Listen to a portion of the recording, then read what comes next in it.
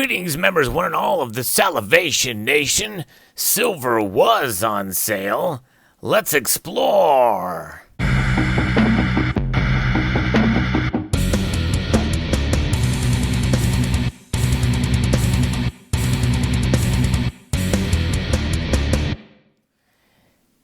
Not very often these days do you find deals on silver. You know, the days of on-spot deals are kind of behind us, at least for now, for the foreseeable future. And we've seen that separation between the paper price for silver and the physical price for silver. Many bullion dealers are now quoting futures prices, and and even so, there's still a huge separation between the two. And, you know, it's one of those things that's very strange and odd. We have been here before in some aspects. We'll take a look at what happened in 2008 and 2009 for part. But during the last recession, there was a sort of a run on silver and gold.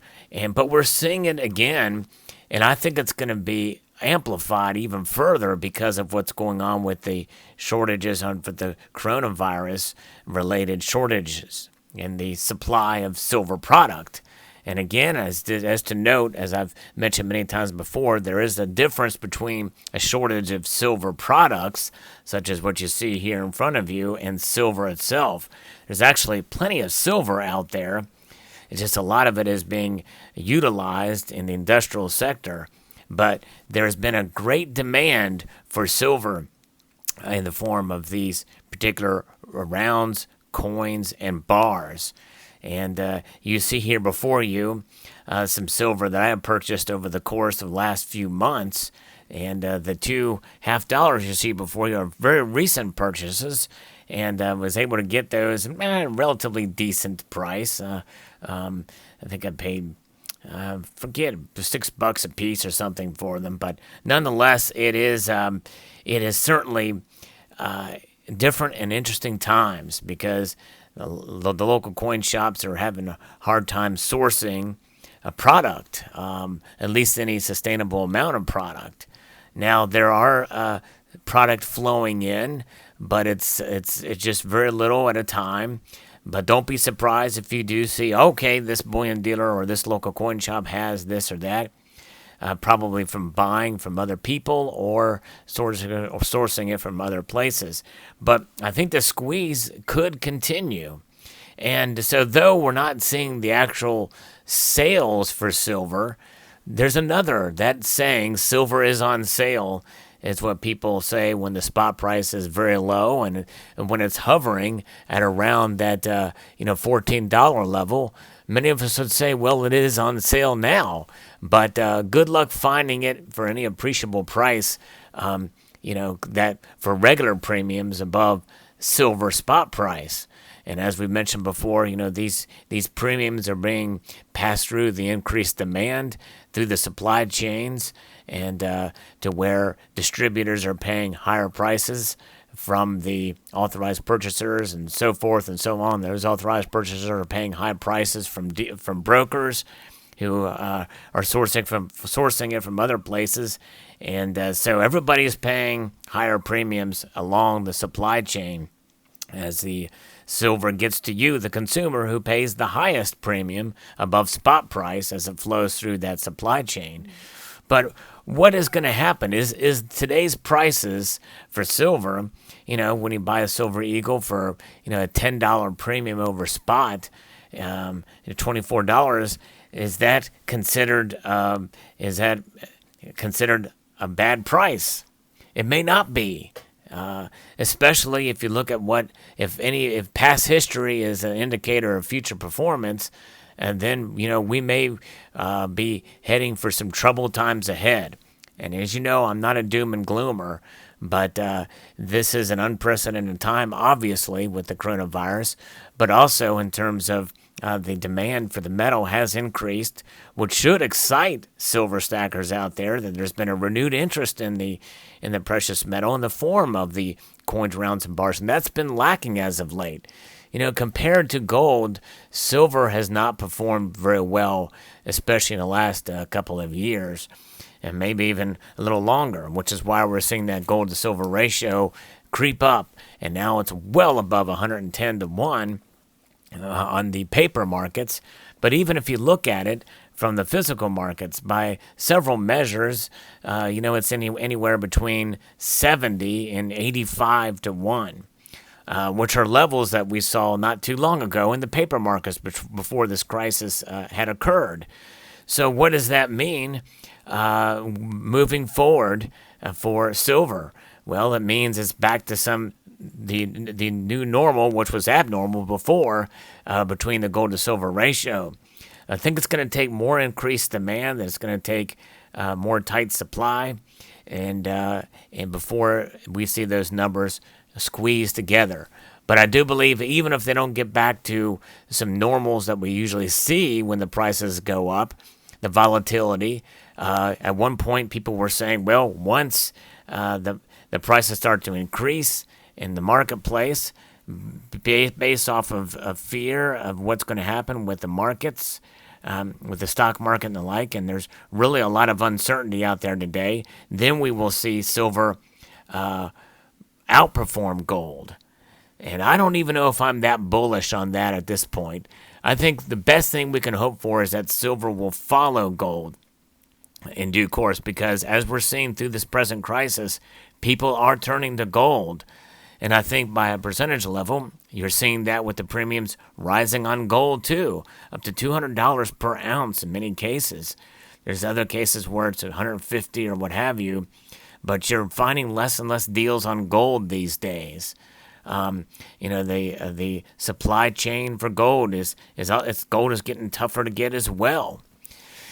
And so, but what's going to happen is eventually these paper prices, the ETF prices, are going to catch up with gold and silver physical prices, and it's going to narrow and squeeze down, I believe. And it's just a matter of time, I believe, as we move into a new era of economic reality. What is economic reality right now? Well, so far, the measure we have now is 3.3 million jobs lost. Unemployment rate by Goldman Sachs, as of the recording of this video, they're saying by June could get to 15%. And despite Trump's assertion that we're going to just snap back out of this, I believe as the days go on, that's less and less likely, especially since he has extended the national guidelines for the CDC for interacting and staying at home measures through the end of April. That's over a month away now.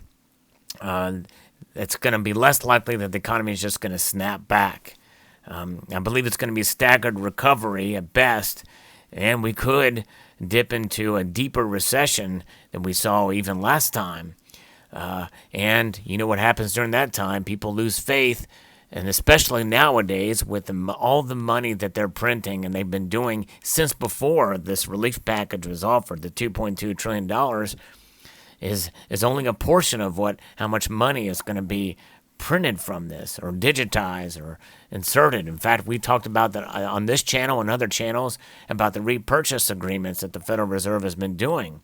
Now, there's all kinds of things going on behind the scenes that either make us very nervous or some of us excited about the future of what the Federal Reserve's influence could be. It makes me more nervous than excited.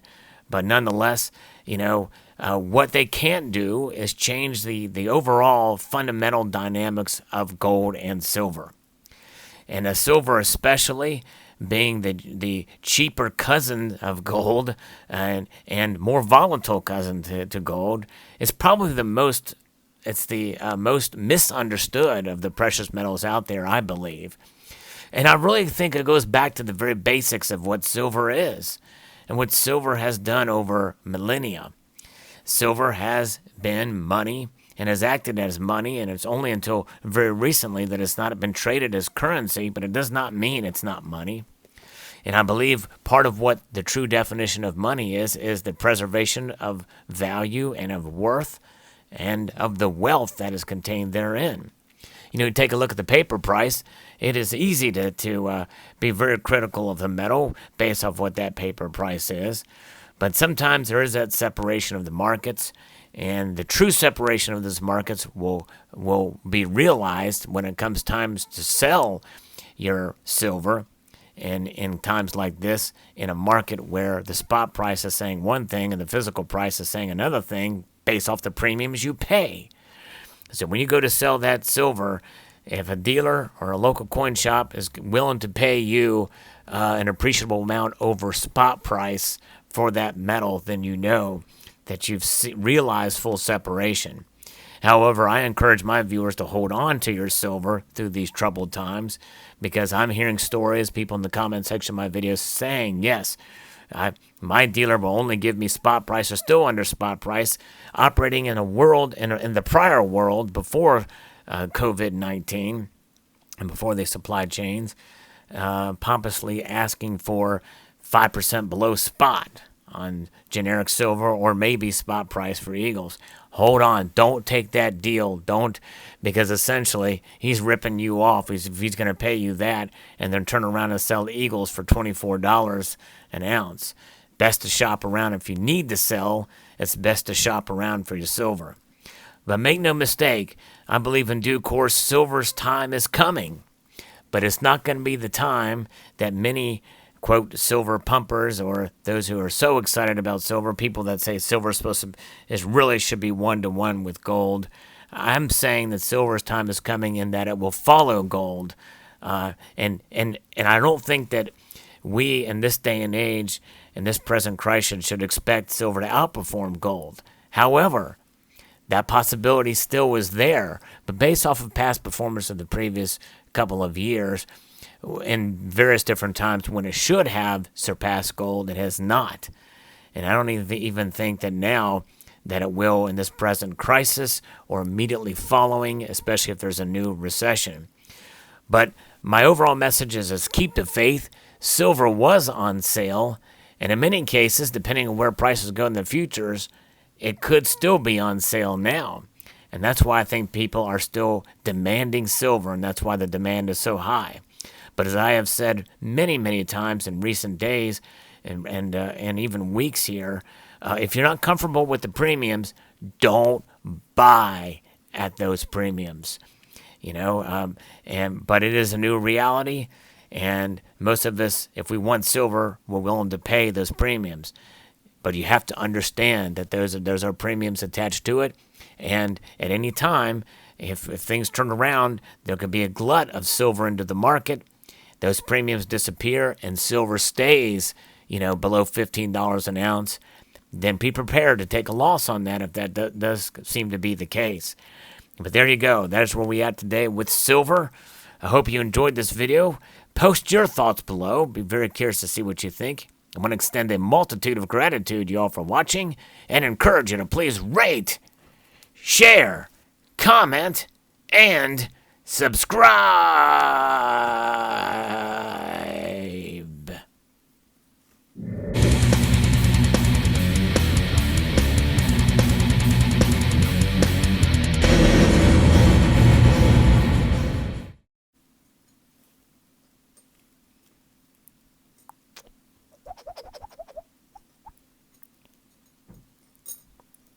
Just playing with my silver here. Don't pay no mind to me. Don't pay any attention to what I'm doing. I'm just moving some things around here. That's all. There's nothing to see here. You can move on.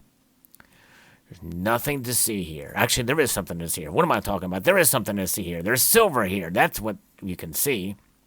Okay, that's really what it boils down to, is there is something to see here. So continue watching.